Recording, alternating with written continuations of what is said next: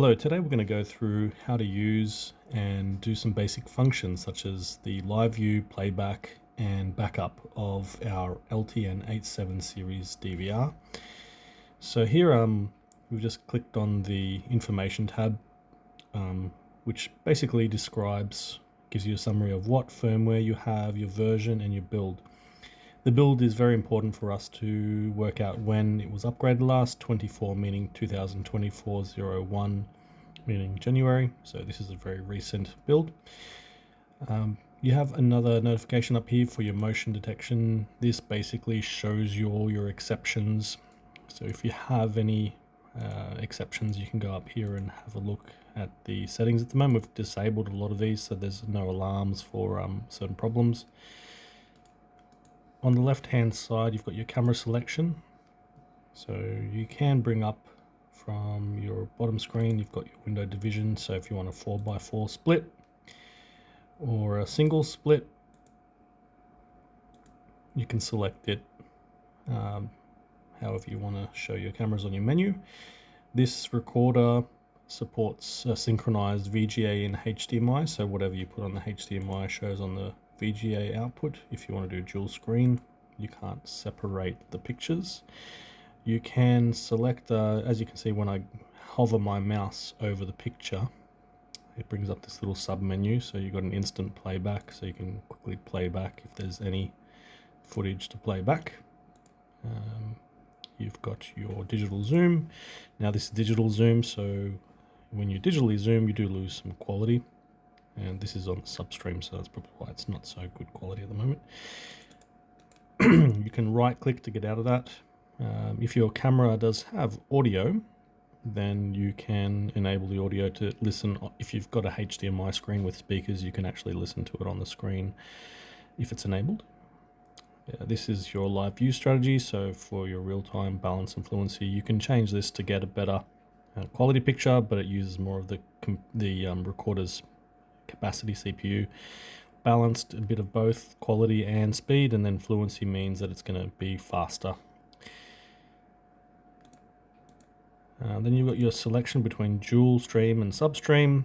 This is basically the quality. Usually in full screen the picture will be on your main stream, which means it's using the higher resolution. If you click on the substream, it lowers the resolution to a standard definition. This doesn't change it from recording, it's just purely for live view. It's got nothing to do with your recording. And you can disable the self-adaptive. What that means is when you go in and out of multi-screen, you can just tell it to stay on one. But if you do use the mainstream on multiple cameras, it may overwhelm the recorder and the machine will automatically blank out certain channels. So basically you've got two pages. You can set it on sequence, auto switch, which will basically flip through the pictures according to how you've set up the machine in the setup, but we're not going to go through that right now. We're just going to basically show you how to use the basic functions. So the most commonly sought after function is your playback. So we just click up the top here on playback and let's select, for example, this is our license plate camera. On the left hand side you can see your calendar come up. So if you want to see how much recording you've got, you can just click on the back button here. It takes you back. We've got quite a bit of recording, so we're going back nearly 3 months. So if we want to bring up something on the 25th of January, for example, we select that one camera. Those little blue icons show if there's recording. And well, it looks like it's selected a different camera, so it must have been set differently. Let's just go forward a bit. Yeah, there we go. So it must have been that other camera must have been on that channel, so we'll just disregard that and we'll search on the 7th of March. Say 11, so you can now go through. If you need to fast forward, you can press faster and it'll skip through much quicker, or press rewind to slow down again, or you can literally go through the time to try and narrow down when something happened. If you want to, at the moment it's showing the whole day, so you can narrow that down if you knew that it's something within 2 p.m. that you wanted to search for. You can just change it to 2 hour. You can scroll through, see now to find something that's happened there, for example. You can pause. That's your pause button. That's your 30 seconds forward, 30 seconds back. So they're just basic functions. If the camera that you're using supports human or a vehicle classification, such as one of these guys, we'll just select that. You can select human, and let's see if we can find it. And the human notification will come up as a different color if it's if it shows a human, so you can easily find humans, but there's doesn't seem to be any humans on this. Let's see if we can bring something up. Try skip videos. It's on Thursday. Oh, that's probably because we're looking at 2 in the morning. So let's just go back to 24-hour time. We'll try around 1 p.m. And let's zoom in. Perhaps we'll try 6 hours.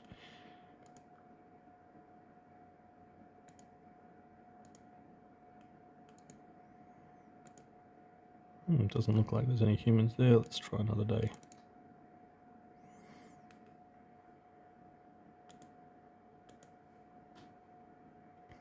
Go. So let's try zoom in here.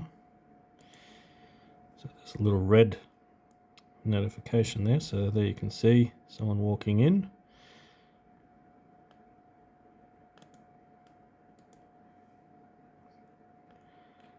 And we can zoom in. You can scroll the mouse and zoom in even closer, but that's an indication of how to show.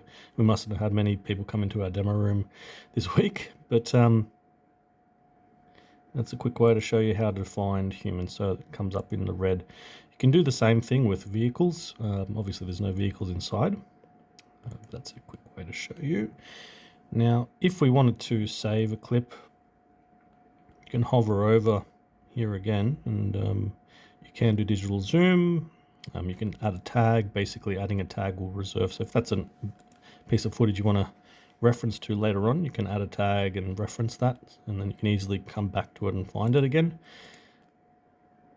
You can lock the file, meaning that the machine will save that file so it doesn't record over it in due course. But what we want to do is clip. So let's go back to that section there where we want to clip that, so you can reduce the time. We don't recommend saving too much because it's going to take a bit of time to save, but let's just do that. Save. So you want to select video and log and the player. The player is a little backup program, it's a very basic backup program. You press OK. So this is where you insert your USB, and after you insert your USB, you can create a folder in that USB. After you create a folder, you press save, and then that will save the data to the USB. After you press save, there will be a little dialog box up here where the download symbol is, and basically that will start going through its copying over. So once that's finished, then you know that the download is complete. Don't pull out your USB until this is finished. So you want to make sure you don't get ahead of yourself, because you might think it's already done. There is another way of searching for events. This is under this tab here, which is got your searches for your events and your humans. So you can basically search. This machine actually supports human face recognition, so you can search by picture. This is the new D series, so you can select a photo from your library, which we've got a library here. We'll select George from our service department. And you have to select the camera which has the face recognition on there. Otherwise it won't be able to find the person. So we'll just select from the 1st till now, which is the 16th. We'll see if we can find a picture of George. There we go. There you go. So it's picked something up on the 1st of March. So here is a playback. You can do a picture or a video playback. If you want to export and save those clips that were found, you can export that footage to a USB, just like we showed you before. Same sort of thing. So this is one of the new features. You can only do one channel on this machine of face recognition that you can bind it to, but it's a nice little feature if you need it on an entry or exit, etc. So there is a vehicle search, so you can search this if you do have a license plate camera. You can search for a license plate. And I think it was D7. No, it doesn't look like it. I'm not sure if this recorder has the LPR linked up to it, but you can do a human search as well. Let's see if we can get that working. So human, select.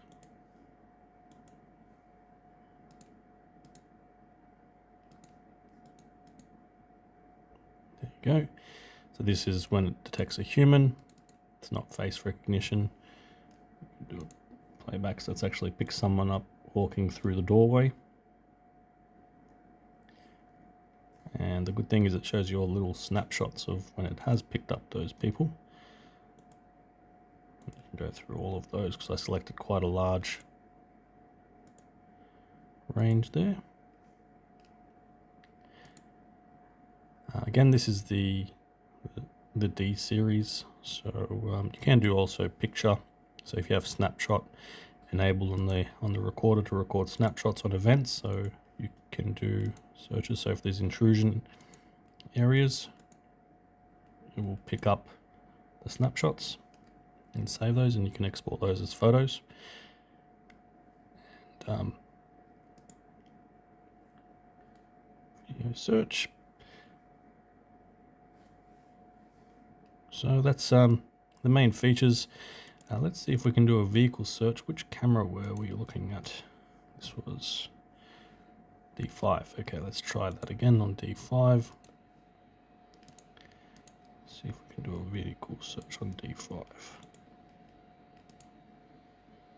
There you go. So this has picked up a few vehicles here. This is on the license plate camera. It could also do it on the other cameras, which are the standard vehicle detection cameras. And this is our LPR, so you can see the picture is very clear on the video. And you can save that. If we were to have that in our system, we could also search for that license plate, and it could bring that up accordingly. So yeah, that's basically how to do your playback. If you want to do a video search and backup of more than one camera, what we suggest is using this here under video search. So you can select multiple cameras here, and we can select, say, from yesterday to today, and D1 and D2 we can search, and basically it will bring up all the motion clips for those 2 days. So if you needed to export everything, you could select all for that page. You can export them individually. You can lock those files if you want to save them, so keep them on the recorder for a later time so they don't get overridden. And then you can click on export. This will basically export all those files, but just keep in mind that that's quite a lot of video, so if it's you need to make sure you use a USB that's big enough to save those, and it might take some time. And I've only got D1 selected, so you can only do one camera at a time on this machine. So if you want to do D1 first, select all, make sure you go to page 2 as well, if there is more than one page, and back up those in sequence. So that's how you back up multiple cameras. And these are all motion clips, so that's why they're all separate. You can see the time and date stamp here. And basically those files will be named like this. So the file name will be date stamped. The overlay, as long as you've got an overlay on your picture, will show you the date stamp and camera name on the picture when you play back.